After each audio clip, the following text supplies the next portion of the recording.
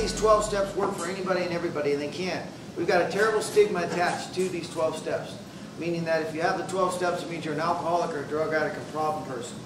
Trying to break that transition and recognize that the 12 steps can work for anybody and everybody to manifest a change within their life, within themselves, to have a life that they never thought was possible, backed by a power greater than any human power and a method, which we call the 12 steps. I want to give myself to the way of life, not the personality in the way of life. Get it? So I don't want somebody to come with me and do a personality and say, this person is who you have to go through to get to these 12 steps. It's not true. These 12 steps are there for each and every one of us. And that's what my sponsor taught me. Casey, take these 12 steps, bring them into your life, give yourself to it 100%, and I guarantee you, you will find more than you could ever expect. I guarantee you, you'll become the man that God says you should be, and you'll have in your life a world where you become a character where you don't think you can get any better, and it keeps getting better all the time.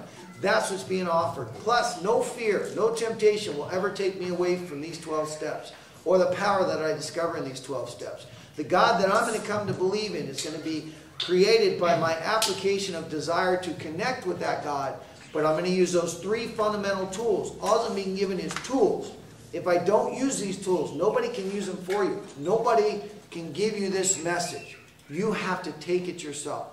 You have to take it in. Nobody can say, here's a piece, here's a piece. You take it, it is yours.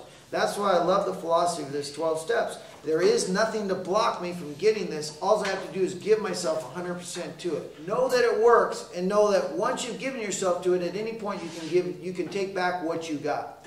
You're not losing anything. You only have the opportunity to gain in these 12 steps. That's what I love, and that's the philosophy I love. So in terms of that, I got to remember something real important. Don't ever question it. It isn't a question of whether it works. It's a question of whether I'm bringing it into my life and it's alive in me. So as we look at that and we take it apart and get the idea that of myself, by myself, I will always be that injured soul that has a disease of forgetfulness. It can forget pain, but it also forgets the things that it loves, just like that. In one thought, I will throw everything away and look up a half hour later and wonder why I just did what I did. That's what's inside of me. There is a switch inside there where I lose the ability to recognize what I'm doing until after I've already done it.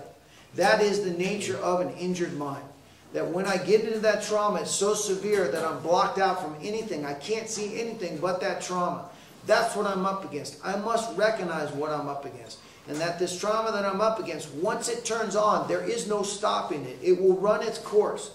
The only thing that I can do is have outside help of people that are around me that say, you're going the wrong way. And it is that point when I get a lifeline that I get an opportunity to recognize. But if I don't listen, and I don't consider any input from others, and I don't consider myself one amongst many, all of a sudden I'm going to think I'm doing something I'm not doing, and that is the worst thing that can happen in this program of recovery.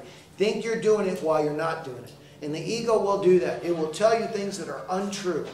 The truth of it is, when you are in this, you're living in an affirmative life. Step 2 is saying you can't get to come to believe in a power greater yourself until you surrender to who you are. That's why it reads in that first line in 24. Why all this insistence that every one of us must hit bottom?